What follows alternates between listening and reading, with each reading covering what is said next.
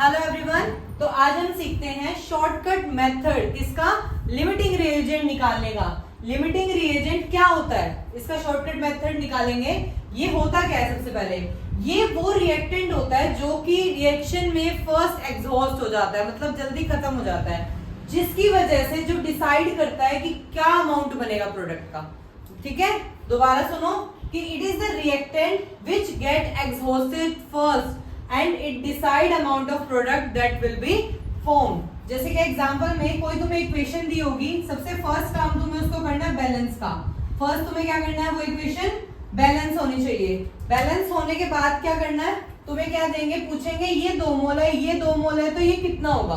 तो मैंने तुम्हें अब एक शॉर्टकट मेथड बताया है यहाँ पे रेशियो निकालने का। हम क्या करेंगे, रेशियो निकालेंगे, एन निकालेंगे। कैसे निकालेंगे, गिवन मोल ऑफ रिएक्टेंट, ये अच्छे से कर लो, given mole of reactant by में स्टोइचियोमेट्रिक कोफिशिएंट। गिवन मोल जो क्वेश्चन में दिया होगा कि ये इतना मोल है, डिवाइड में उसका स्टोइचियोमेट्रिक कोफिशिएंट, जिसकी एन की वैल्यू कम आई, जिसकी एन की वैल्यू कम आई वो क्या हो जाएगा, हमारा लिमिटिंग रिएजेंट। चलो कैलकुलेट करते हैं। जैसे ये 2 मोल है तो हमने क्या करना है, इसका एन निकालना है। गिवन मोल इसके है 2 और इसका स्टोइचियोमेट्रिक कोफिशिएंट भी क्या है 2।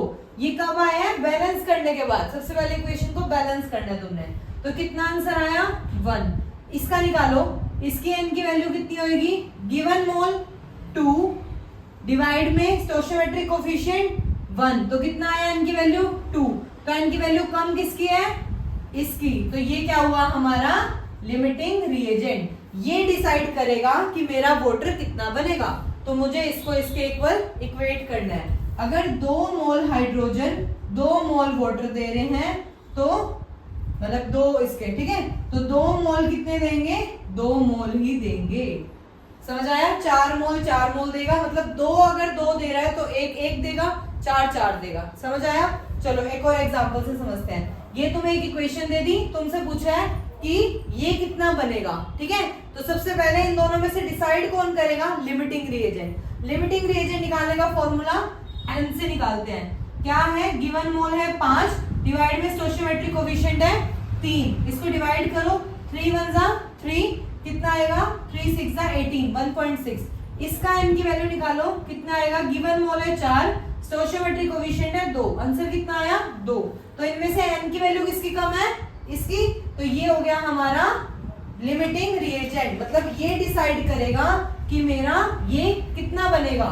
तो कैसे निकालेंगे, अगर 3 A के मॉलिक्यूल 5 C बना रहे हैं, ठीक है, 3 A के मॉलिक्यूल 5 C बना रहे हैं, तो 5 मोल कितना बनाएगा।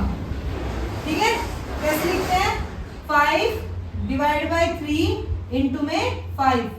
ठीक है, 5 डिवाइड बाय 3 इंटू में 5, जैसे मैथ्स करते हैं। तो कैसे करोगे, 25 बाय 3 कितना आएगा, 3 8 जा 24 प्लस में 3, 8.3 मोल।